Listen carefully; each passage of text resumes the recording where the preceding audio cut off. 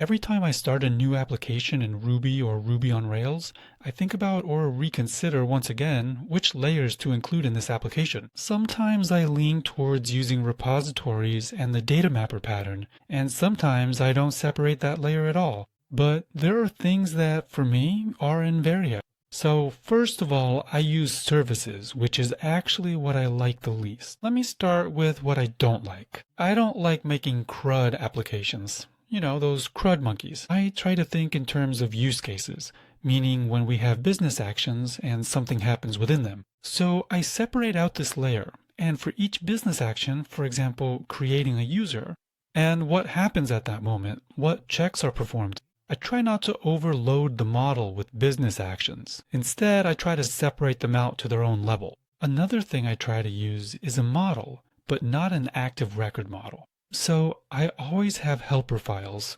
almost always helper classes or objects, that allow me to express my logic clearly and conveniently for myself, and it's not always all stuffed into one place, in active record or coming from active record. Of course, it's hard to get away from this in Ruby on Rails. This kind of separation is expensive, so I don't always use a data mapper, but the use case layer is definitely my favorite. It's convenient to test, meaning it's a great kind of crystallization around which you can build a solid architecture. If you need to separate out a layer or connect something, some external dependency, I actually do that within the use case. The second thing I always use now is dry container and dry auto inject. So it's in the use case that I pass in the necessary external dependencies, both in the container and in the tests. I mock things that let me cut off the dirty layers from my business logic. Tell me, how do you do it? Happy coding!